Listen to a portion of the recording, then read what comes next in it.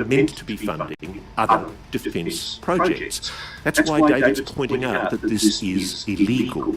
It's a breach of the accountability rules in Congress. Remember, last year, the Pentagon failed to properly account for an astonishing 63% of its $3.8 trillion of assets. That means 2.4 trillion of the public money spent on defence assets is unable to be accounted for because, according to the Government Accountability Office, quote, auditors were unable to obtain sufficient appropriate evidence to provide a basis for an audit opinion. This has been an issue for GAO since 1981. And yet for most of the media, it's a big yawn, hardly worth the story. If Congress just started asking questions about why the Pentagon can't balance its ledger, the secret would break wide open. What Carl, Tim Gallaudet, and the other high-profile commentators on the UAP issue, Lou Elizondo, Chris Mellon, Eric Davis, Hal Puthoff, Jim Lukatsky, Colin Kelleher, Kit Green, Jay Stratton, and David Grush, what they're all constrained by, and the gatekeepers of the secret know this all too well, what they're all constrained by is the national security oaths they swore to protect. If what they say is true, then the irony is excessive government secrecy is being improperly exploited by the gatekeepers of this secret to conceal a national scandal from the Congress and the American public.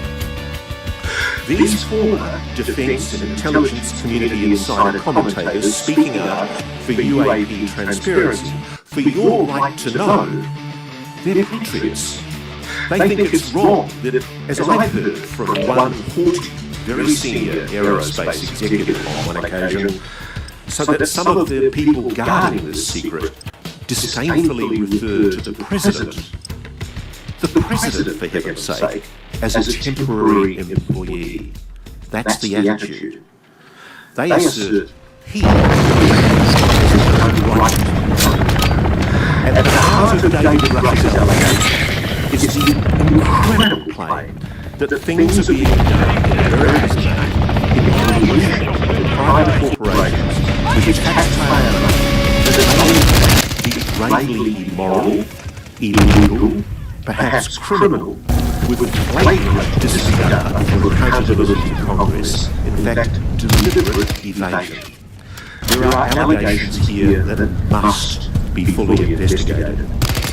The people pushing for UAP transparency respect the notion that Article 1, Section of the US Constitution, I warn you, I'm a lawyer, all legislative powers clearly granted should be vested in a Congress of the United States, which shall consider the Senate 232 years ago, in 1792, a Major General Arthur Sinclair led an incredibly disastrous expedition into the Northwest Territory, where 700 federal soldiers were slaughtered by a confederacy of Native Americans. A special investigation was established, and that congressional inquiry created an extremely important legal precedent. It enshrined in law the idea that Congress does have the power to inquire into executive power.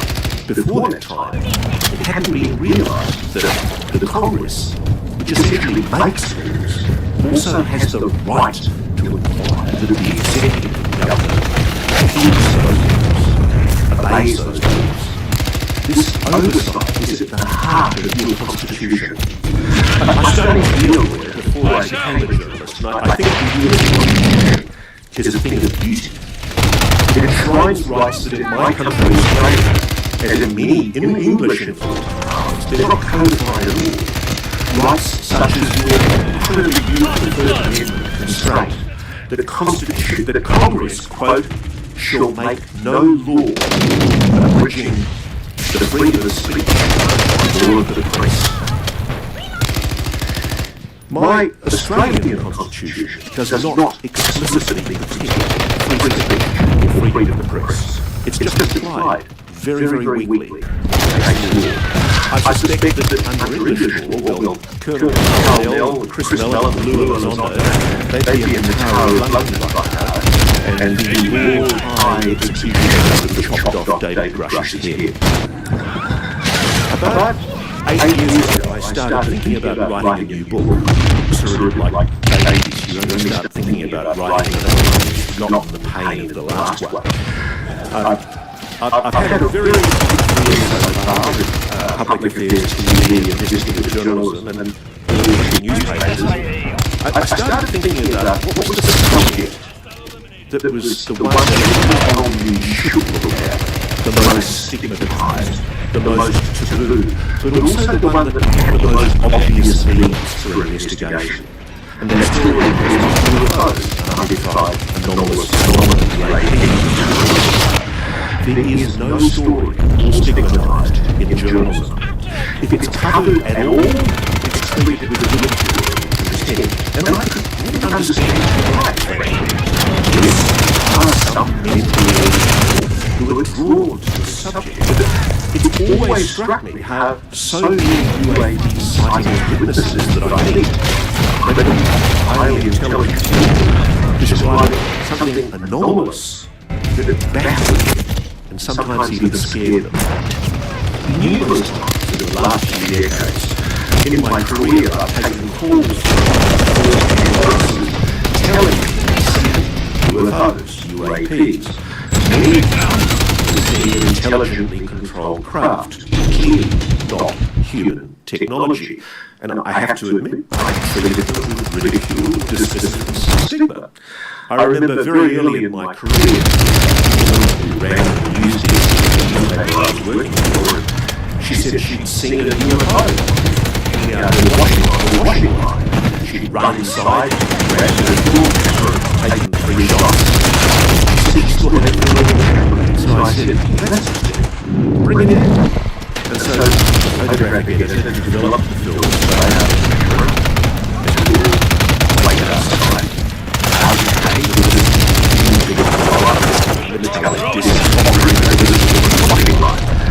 I freely admit I was a young buck in the newspaper.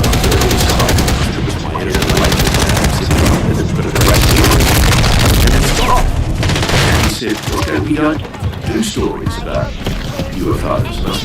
Why not? He said, they're not. Days afterwards, the hats on my desk. You don't cover the subject.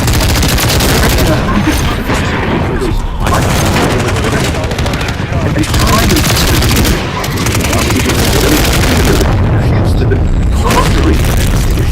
this was something real. I was doing a story for an Australian public broadcaster on the Royal Australian Air Force. I was very don't say I never gave you anything. After the second beer, one of them leaned across the table and said, why don't you chaps do stories about UFOs? Quick as a flash, I came back and I said, because they're nonsense. And he said, no. And in the course of the evening, pilots across all over the balloon, officers of heads and airbus, saying, tell them. He goes, yeah, tell them. They were talking about them, and they were thrilled, almost relieved that they could talk to somebody like you know. So much stigma. So I set out to investigate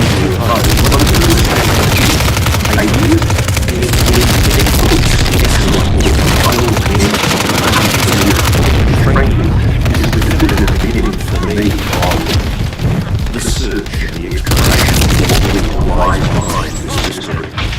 The secondary revelation against the similar investigation to mine about a quarter of a century, with the premise that around 1956, a group of scientists and aerospace had started talking very openly in the business about anti-gravity propulsion, soon becoming reality.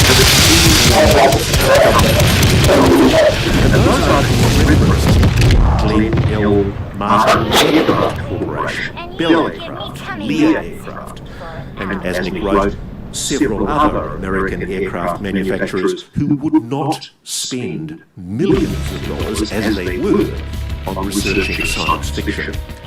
There was also mention of an elusive George S. Trimble, who was the head of advanced programs and vice president in charge of the G project at Lockheed Martin, which was at the time Martin Aircraft, but it later became Lockheed Martin. Back then, Trimble led Martin Aircraft's RIAS, the Research Institute for Advanced Studies, the present predecessor of what became Skunkworks.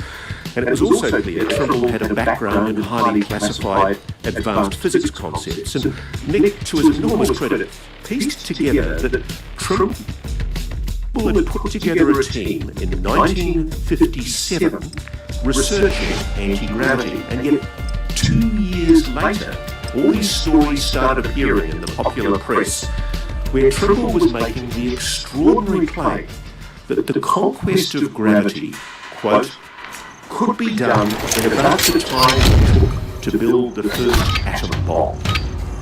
Now, there were also fascinating early references around this time in academic journals to electro-neutrons research, tantalizing suggestions from scientists that developments were underway towards respectable scientific journals were referencing the work of Thomas Taylor, claiming that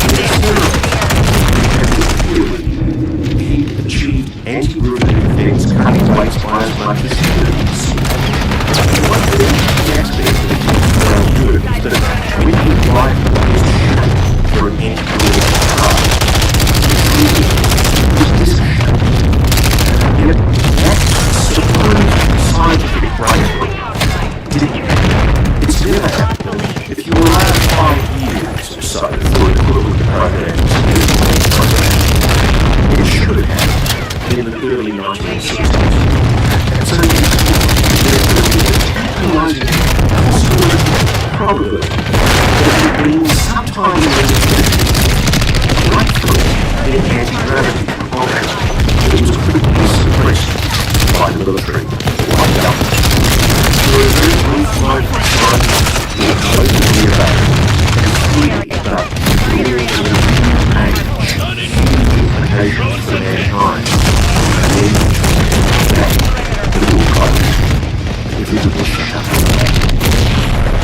My remembrance of this investigative journalism was that a single program system, how could I possibly track down private aerospace workers, military intelligence individuals who might be involved in such a program? How could I make it sort of climate change? How could I protect their sources when they come into speech? And I was able to realize how totally compromised modern communications are. I was involved in Australia in breaking a little research about the existence of a communication spying system called Echelon, where under the usual agreement, the UK, USA, and Britain, in which Australia, Canada participate, but being a secret code specifically, and that was to a communications spying system where quite literally had been but only anticipated and that way, and to communications sifting through with this sophisticated computer system that could pick up accesses. And that revelation shocked me how wide open the story for Australia in 60 minutes about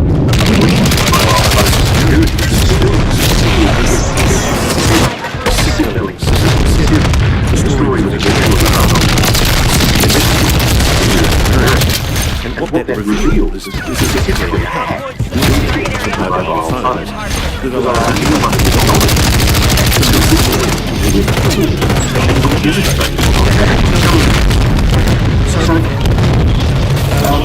how could I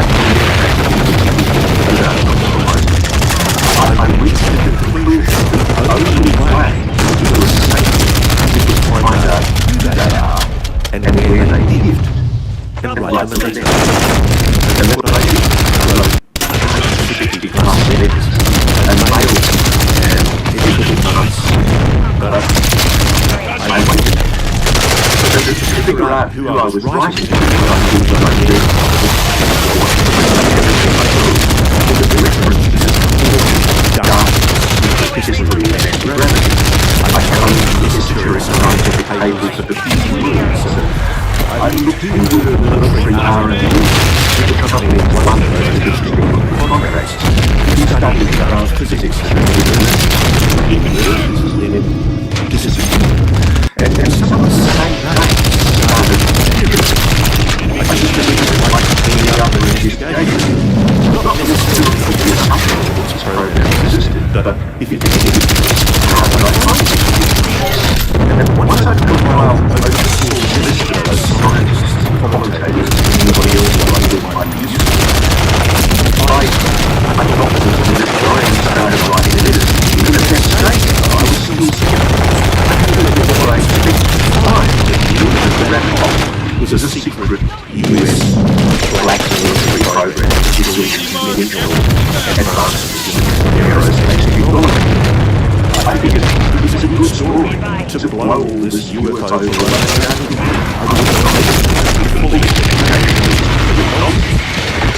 I started to get into that. I amazed quite quickly, and a few of those who responded early on were still involved in quite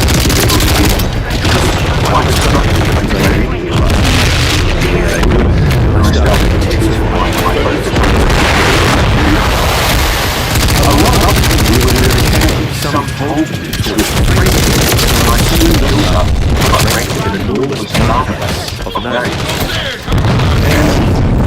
And in order to identify the difference with my electronic trial, because the worst thing you can do as a journalist is burn source. You can kill and nobody will trust you. Early on, I was astonished, absolutely astonished to see by reading how much evidence there is in the public records in plain sight to show that very early after the Second World War, the phenomenon behind UFOs was intelligence control craft. In fact, they were said to be quite invasive and decided by friendly aircraft, assigning near extraordinary training in September 1947. And Lieutenant General Nathan Hyde, commander of the United Air Force Air Artillery Command, acknowledged that a plane used to be seen by evidence of the US trying to fly their own something weird and not fictitious. And the general reported that the way these objects behaved clearly indicated that they were controlled by an android automatically or remotely. And these general reports of objects as far that multiple witnesses saw in the particular shape, flat on the bottom of the dome, acting flying saucer, confirmed by an unknown general. I was also struck by how blatant and active official deception operation of UFOs was visited in the declassified military intelligence archives. It's not well understood that dismissive debunking strategies towards UAP sightings by the US Department of Defense is part of an official policy developed 70 years ago by the CIA's so-called Robertson Pact. This extraordinary decision was made by a group of scientists, military officers and spies that public interest in UFOs, what we call today UAPs, should be debunked and discredited. And a secret report was prepared revealing a mass media campaign that would strip UFOs of their so-called former history. The report said, that the debunking aim would result in the reduction of the public interest in flying saucers, which today vote a strong psychological reaction. This indication could be accomplished by television, motion pictures and popular art. They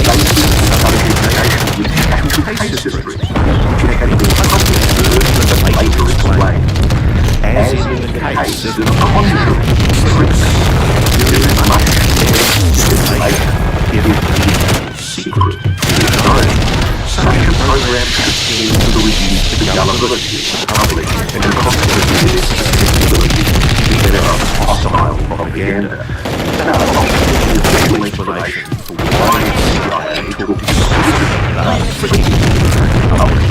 It's this idea that all of this public was rain on the airforce's time because they had to investigate. So they were because it was making a national security threat to the nation down both sides of the UFO. To me that's completely nonsense.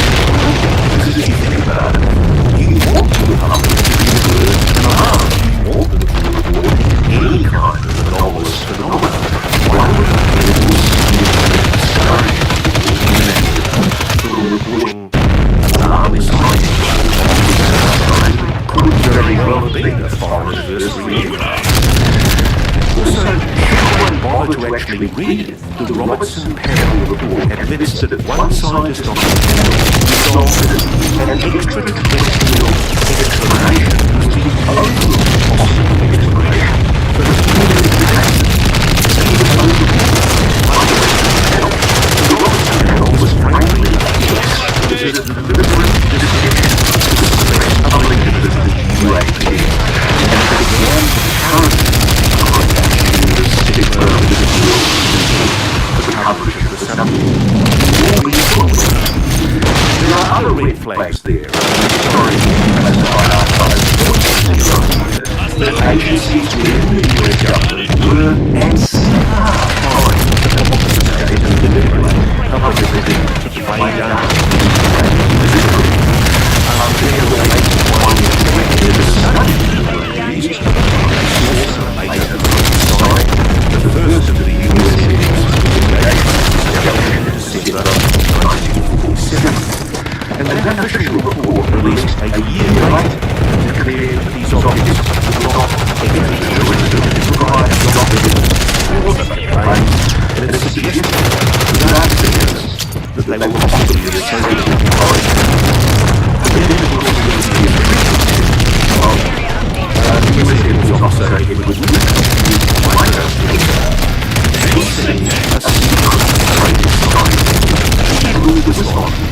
Estimated the situation, which had to be made in secret because the objects were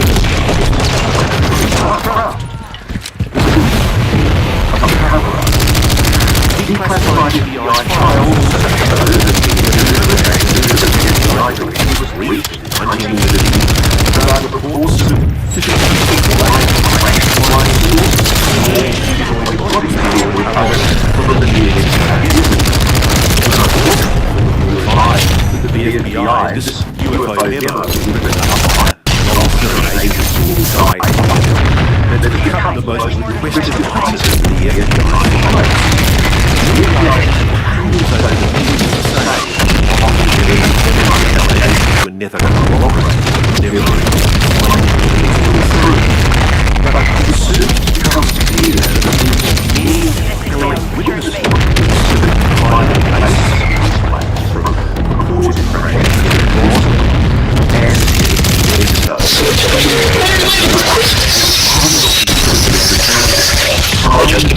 and witnesses reported being threatened, even told they would be murdered if they talked about this. Why? What was being covered up? Even the Air Force couldn't explain the McMinnville case.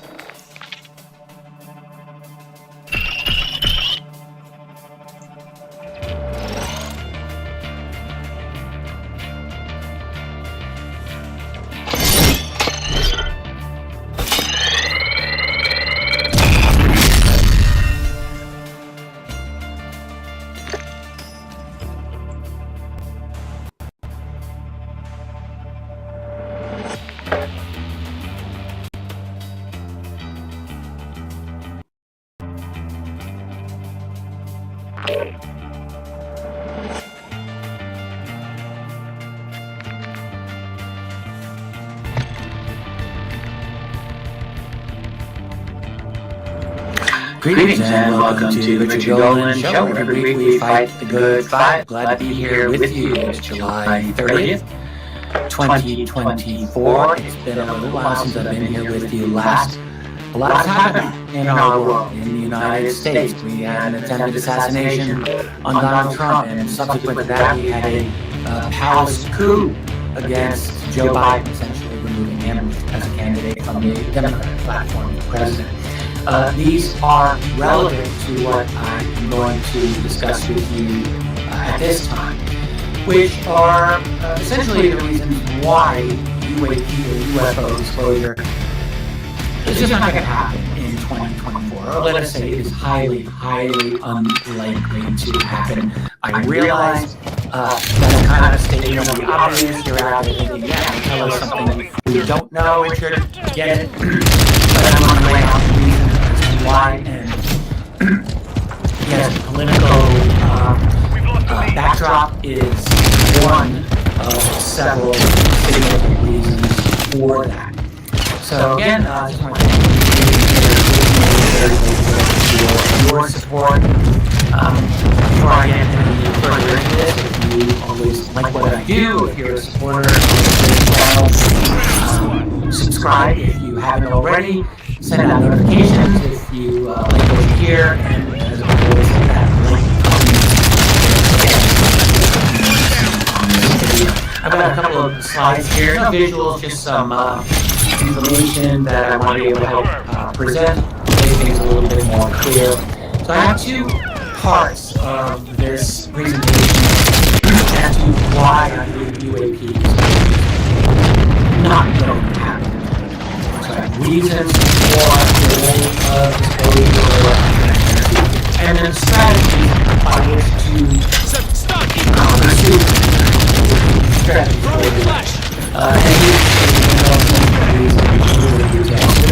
I've got 5 of these here. National security concerns, I'll get into that. Ongoing investigations, I think that's an interesting possibility. Classified programs, national preparedness and stability, strategy, particularly highlight classification, bureaucratic roadblocks, media influence, selective information release, and focus on cut it short at some point. I think that's probably a good place to start this conversation.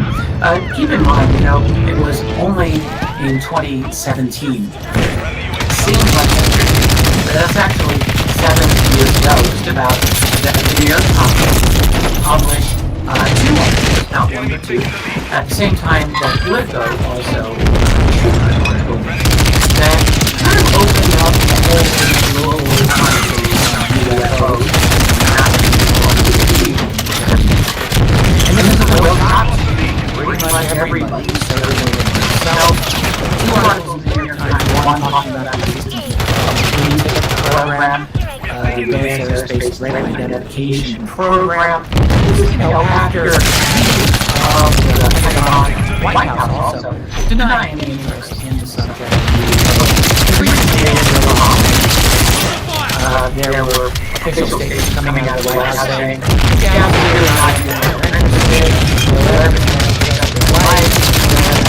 we're here, and it's not a thing that we got in 2011, 2012, not that long ago.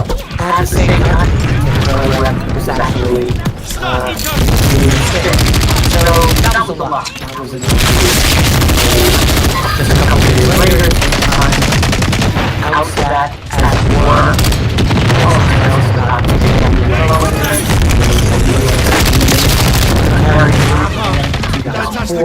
we all know and so when that came out, what's it I think it's fair. I believe it's closed. Is the government acknowledge what's happening here is really what I think people want. And as things settled out, it's a little bit more clear to those of us who are really looking at it that this is not disclosure. We are looking at a kind of struggle going on what does always look like to me. that you've got some individuals, some groups that are trying to push this matter forward, not only saying necessarily what I'm doing it, and then facing, of course, a very intransigent and lawsuit against that. And I do think that's coming out ever since. So we're now into 7 years, and the thing I'll say is preface before we get into the meat of the presentation. Over 10 years ago, on disclosure, Bryce is a global creator of the TV show. Great work with actor, disclosure, and quite a while. It was a different world. And I think we follow a path that is fair to say probably every other leader also believes that if there's a breakthrough, you're going to see an adult, a huge transformation of our society. You go to Thursday night and everything's normal, and then Friday morning the news comes out, everything at a point, it's quite accurate. Not that. No one the issue like a hurricane would not know would be caught off guard, and we'd be in this completely different world, struggling to find our footing. That's what happened. A major commission by the government, by the political establishment to a large extent, and really in a place that still seems very skeptical. Media articles, coverage on UFOs, not skeptical and not excited, but skeptical that they're anything or anything that represents aliens, certainly. We're really not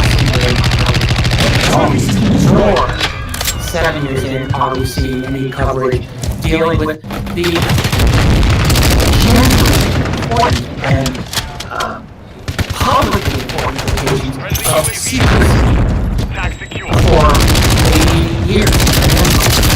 I mean, after all, now that we are recognizing this as a real phenomenon, we really have to ask, where has the public established media, what are you guys doing in asking us the question, what's the years, and it sure tells us like they're lying to us. Can we please investigate this? You're not doing anything. You're not doing media, doing any kind of self-examination, or their own failings, coverage, year after year after year, or ridicule, and we're doing any of that. So we're 7 years in, and we are kind of like on but are really close, and it doesn't seem necessarily it doesn't mean there has been a political movement,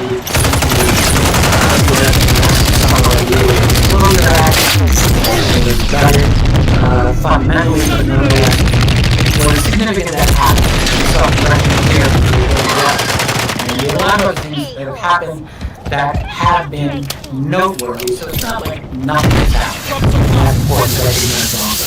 But I would suspect it's fair to say that most people 7 years ago might have surprised that we knew so little since the damn broke as it was back in December of 2017.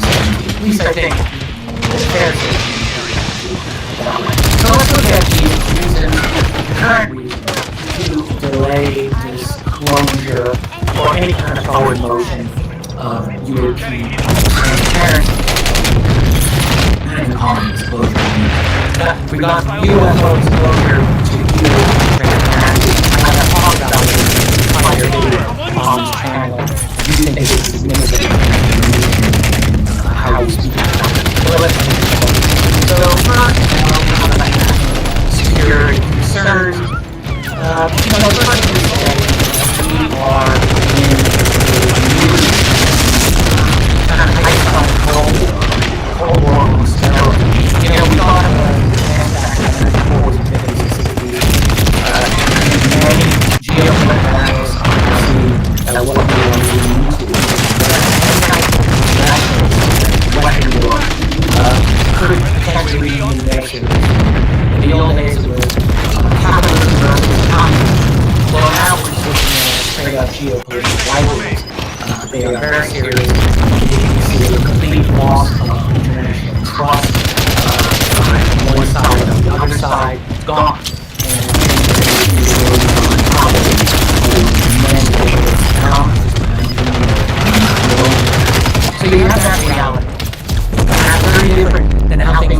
early 1990s when the Cold War did end, the Soviet Union broke apart. China was still very weak compared to how it is today.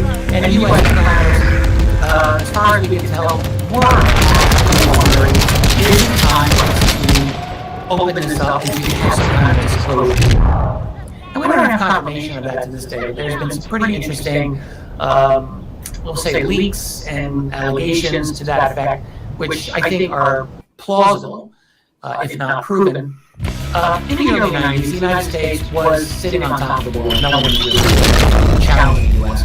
And it could be suggested or argued back then that in the interest of kind of world peace, unifying thing, could be that the United States leads the way for acknowledging the reality of the presidency.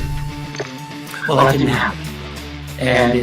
And now we're farther away from that than ever before. So now you're in a position where the United States military, the Russian military, the Chinese military, other militaries are in various levels of competition with each other. So with that said, let's look at these other bullet points I have here. One concern clearly from the military point of view, and we can never ignore the military point of view in any discussion of disclosure, is will military advantages or any exploitation of UAP technology be compromised in the event of some kind of disclosure about this? This is a thing that doesn't matter to everybody. Not everyone's in the military. Not everyone cares about national security implications of UFOs or UAP. But the fact is, the military does care, and it is important to them, and they have a tremendous amount of say on this because it is quite evident that military players have had dominant or among the dominant influences over the secrecy of this subject. So what they say is matters. And when you're dealing with giving up military secrets, potentially, you can make an acknowledgement that yes, this is real. Yes, it requires an attack.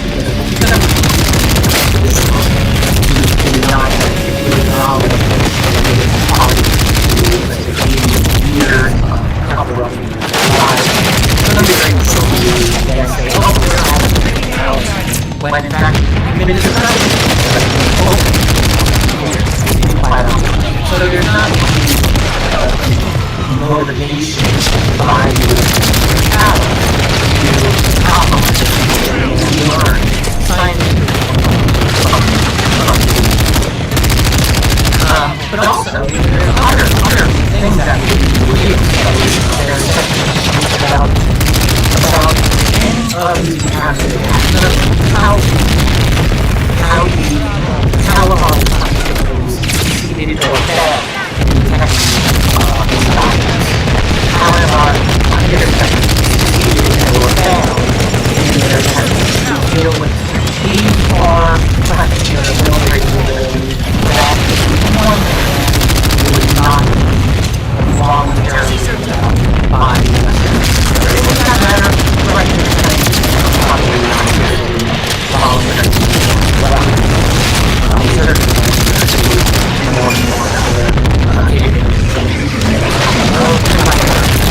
So there's a lot of sensitive military actions that everyone wants to do. And that's very, very hard to do that. Also, there's more known exposure of threats or vulnerabilities or system beyond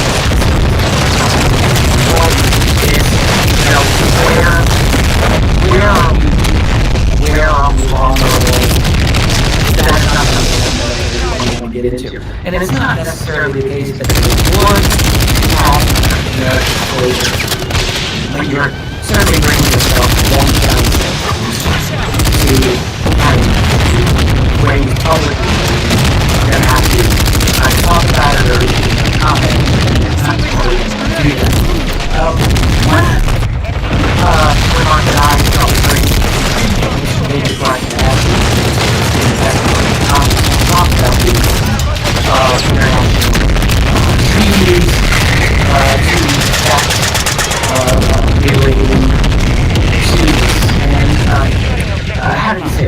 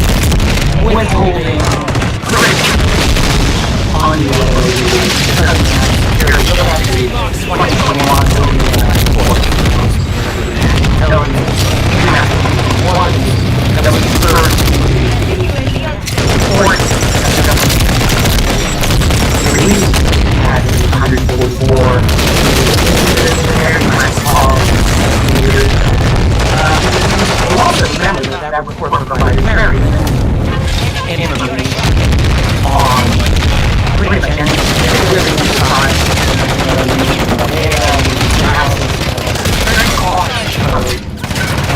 you can really see the reflective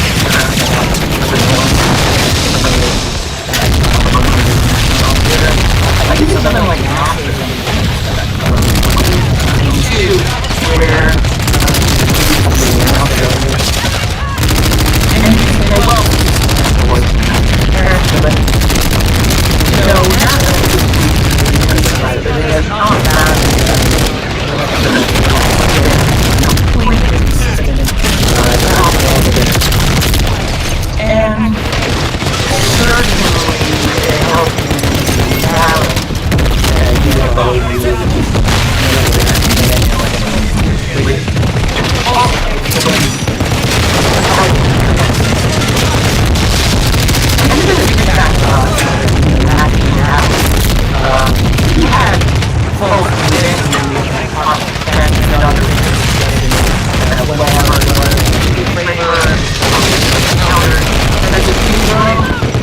some of them have embedded technology, despite all of the maneuvers capabilities.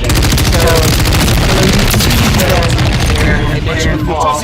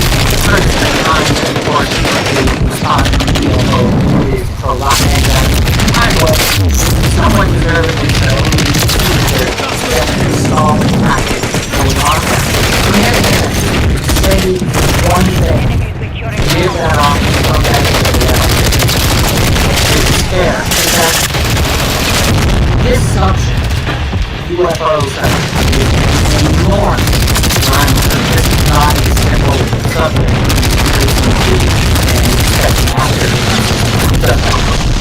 I will never forget my own attitude over 30 years ago when I first decided to research this subject and I thought I'll research this for about 3 or 4 months and I'll get to the bottom of it and I'll decide what I think things must work, but it's really foolish. I look back, but I don't think it's unusual group of people find themselves again like subject, and frequently they have no idea just how you go, but then once you do, you realize none of that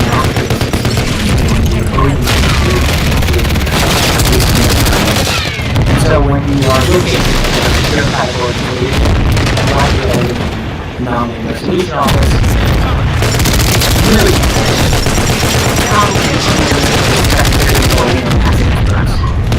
very so it's actually not right to think that the office that says I need more time. Who would want to do that? You go in there with good technology, that's great, and now you're supposed to accept it. You're supposed to do the authoritative not just how you want for watching the camera, but the whole world.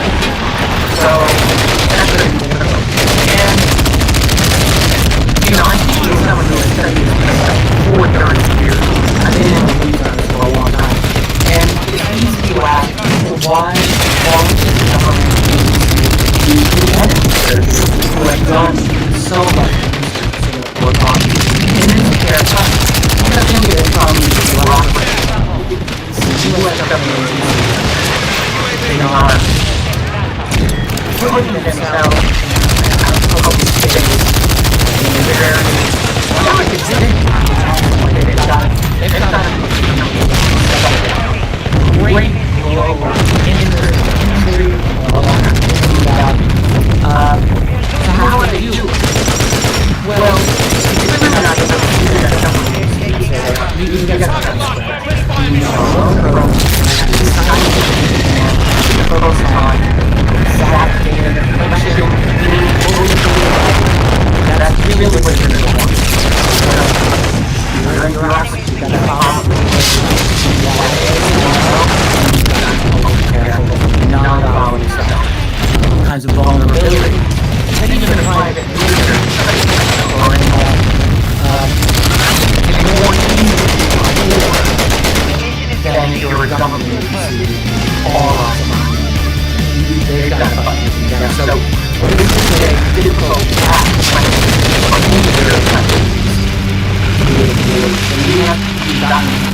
other obstacles that they face, but this is one, and I do think it, in fairness, needs to be brought up for them. Another obvious obstacle, or another reason, excuse me, for delaying disclosure would be the existence of a whole array of classified programs. And this is something that we have, many of us in the field have talked about, written about, including myself. But this is, the existence of classified or special access programs related to UFOs and to the technology. This is, I think, a very important factor in the reluctance to disclose information. So, think of the statement that David Grush gave last year before Congress.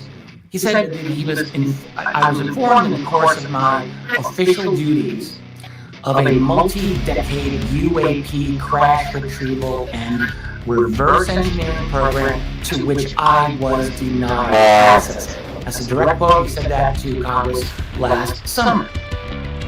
So that obviously suggests the existence of highly classified programs that even individuals with high-level clearances like David Grush are not fully privy to. And it's just worth adding, when I'm on this, talking about David Grush, I never try to miss an opportunity to refer to the research of one of the very great private UFO researchers of all time, that is Leonard Stringfield, who really opened up back in the 1970s and 80s until his death in the 90s, the entire field of UFO crash retrievals and the acquisition of this technology. But Stringfield's work is foundational, and it's easy. You can buy his collected articles. It's very long. You can get it on Amazon. It's expensive, but if you're dedicated, it's worth it. I tell you, I've read it many times. What he did was hundreds of direct cases, either direct witnesses or spouses of direct witnesses, this type of military acquisition of UFO war technology and what we heard last year with David Grush furthers that. For many people, it was the first time they heard it, but I was wanting as well as other researchers to the extent Friedman, of course, we just worked on Roswell and many other researchers have gone.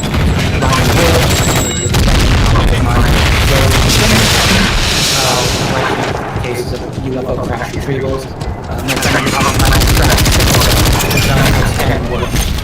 in this area. It's all happening, but this type of program clearly is a program that is a supreme classified. There can be no question, and it's a definite obstacle to further exposure. It's one thing for the United States government to say, well, we discovered there is something we're looking into. It's a totally different thing for them to say, yeah, there's something out there, oh yeah, we recovered their technology and have been studying it for about 80 years. That's a loose problem altogether, because that now leaves the government in cover-up, in conspiracy, very, very tense kind of conspiracy, which is not a position they want to put themselves in at this time. By the way, there's a statement from Grush. I'm going to read it to you. You can see it here. Grush, this is last summer, and he just stated that said congressional side of congressional special access secretary report. However,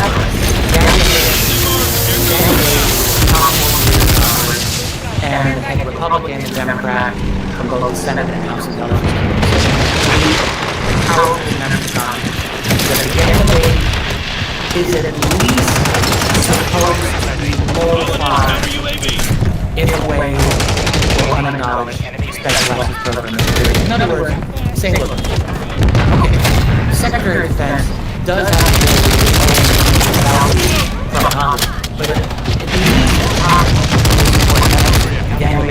they're at least supposed to know if there is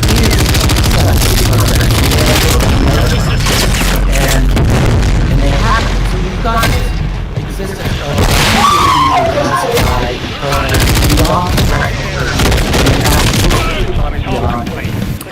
all levels of congressional. They are supposed to be under some level of accountability. I quote from Senator Lena Luna, I was reading it.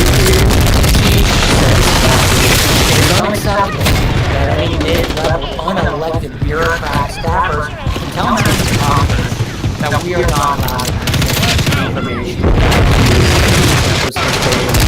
And, you know, you're really seeing that statement is it's reference of a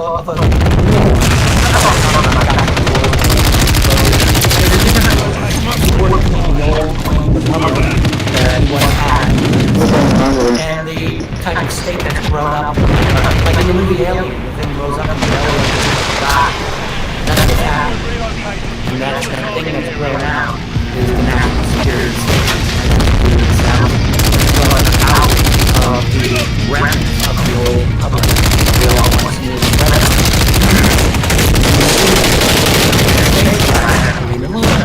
this frustration that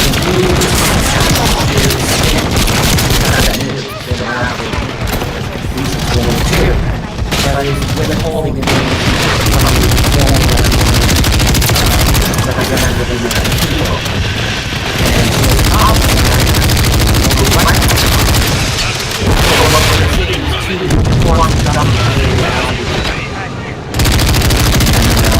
so that's a right here, that seems like we're looking at reason for...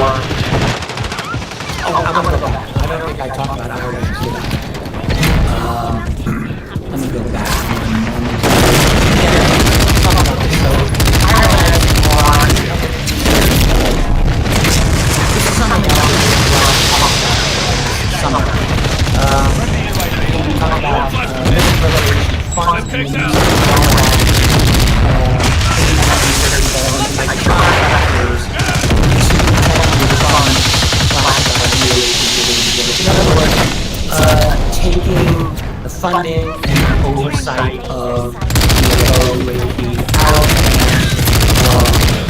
and government putting in contractors to cut out operations. And I do think that's a significant obstacle to disclosure. More and more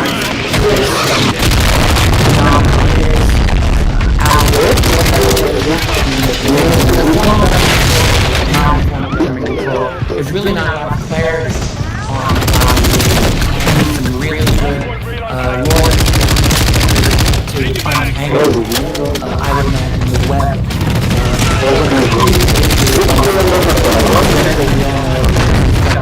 Needs to be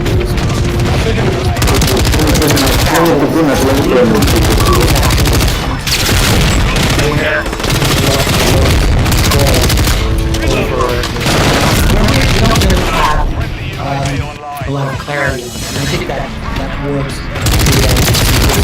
So that as another motivation. Disclosure. Once again, you have from the public and government an obvious, you've got an 80+ year that has gone so far into its own world that we really can't know how expensive the bureaucracy is. I once had a very well-informed gentleman many years ago that he had learned that the amount of money spent on of this subject was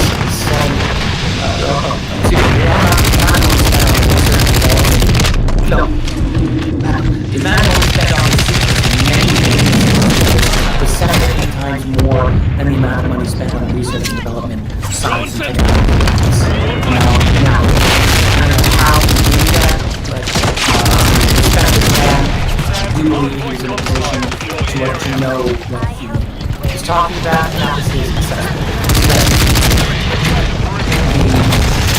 So when you talk about that, how do that government are totally unprepared for the implications of full UFO disclosure. There's a statement years ago. Also, we use questioning like is what's going to happen if we announce this openly that there's an ET present? Are we going to terrify the millions or not, but it was whether the net effect for society would be positive rather than negative. Would it be positive? Because there's certainly a societal disruption. And, you know, even when it's closure, there's a lifetime we definitely have to acknowledge the possibility. Is society going to lose it? We're going to go crazy, we're going to run around in circles, full panic, and what else will happen? Our thinking at that time was that there would be a certain amount of panic, and it would be a problem, but we believed, and maybe this will turn out to be true, that the panic would eventually subside because people still have to get on with their lives. Will that be the case? We don't really know. We don't really know. It's a big unknown. I have a quote here from Anna Polina again. She said, "We had to restart again to tell us that we did not have authorized access to this information." In other words, this is a reflection of the classification, of the secrecy, but it is also potentially a reflection of the lack of readiness by even within the government to handle full disclosure of this subject. I mean, we are all of these years into the UFO cover-up, 80 years. We're 7 years into an open discussion of some level of this phenomenon in public, and you still have members of Congress that are not entrusted with this information. So that should be a hint that there are institutions that are not prepared. They don't know what they're doing. They don't know how to deal with this. Is there potential for widespread societal disruption? Further erosion of trust in our institutions, which has already gone to such a degree as it is. So you can see that there's just a lot of fear. When the UAP Disclosure Act was introduced last year, one of the big phrases within it was this idea of controlled disclosure. You could see it even in, when Chuck Schumer introduced this bill a year ago, that there's this fear of an uncontrolled, catastrophic form of disclosure. So there's fear behind the scenes. And, how do you disclose the existence of a lifetime of secrecy? It's very difficult. Very difficult for those responsible for these fear. May have been at some level responsible for those secrets.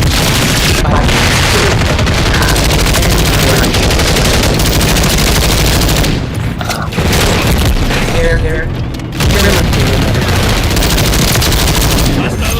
now let's talk about this is really the reason that I even thought of providing doing this presentation. Everything that happened, even in the last month, here I'm going through now.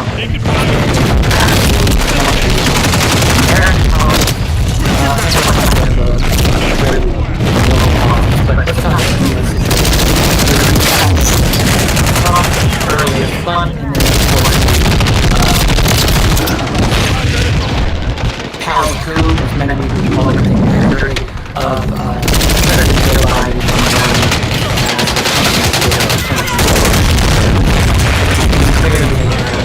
but all the insider discussion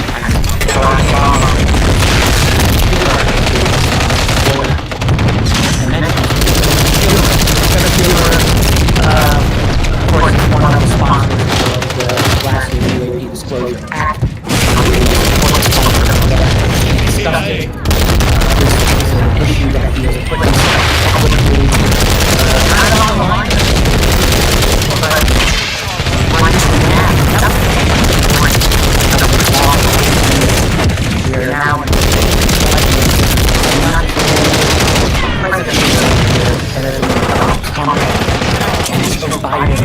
So, no, every cost, this is a very political party election. It's important we've got each side effectively demonizing the left, threatening democracy or threatening freedom, depending on where you fall on that whole argument. And I'm not going to do here, so don't spend time, but obviously, highly flawed. What we see is all right now, and it's correct. And they potentially replacement by that turns out to be the case. Let's see what happens.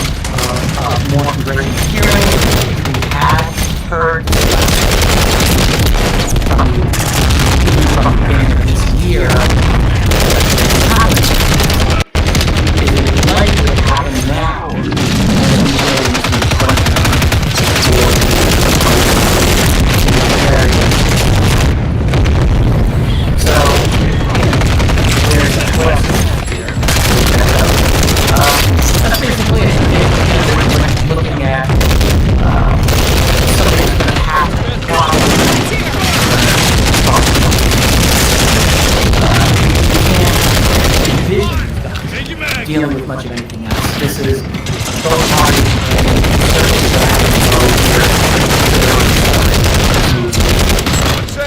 push this home. There's a lot of other elements of political instability in the UFO inside.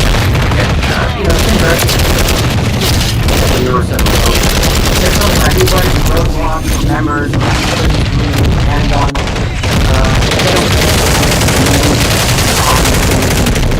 was the killed by the intelligence community. What is really indicated when I read that as a political environment, in laws, a significant position.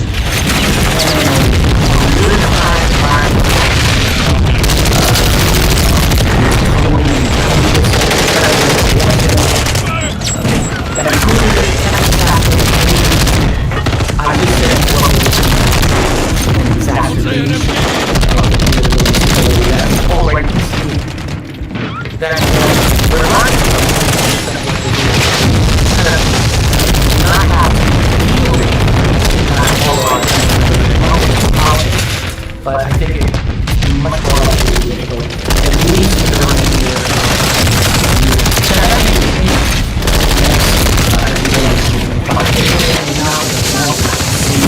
But I do think that's what we're really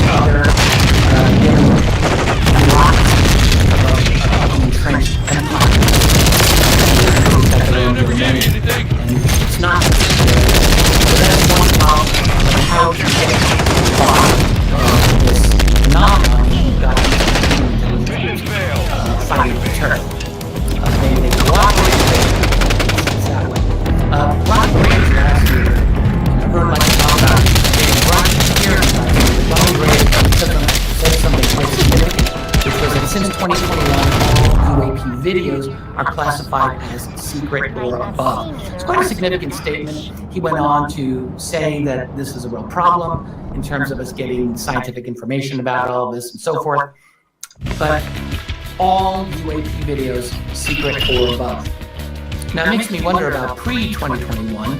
I have a suspicion that all or most of them before 2021 may very well have been classified as secret or above as well. But he is, based on his information, confirming that at least this is the case now.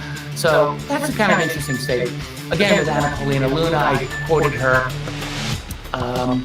earlier, the statement, and so I'll just let it go. But I really like what she had to say here. It is, it's unacceptable that any mid-level unelected bureaucratic staffer can tell members of Congress that we're not allowed to access information about UAPs. Yeah, I mean, look, you can't argue against that. One of the things about the UAP Disclosure Act, as it has been intended, and I think this is right, like the people behind it, people like Carl Nell, Army Colonel Carl Nell, who is extremely engaged in this matter and very knowledgeable, I must say. And this is his words here. The whole point of that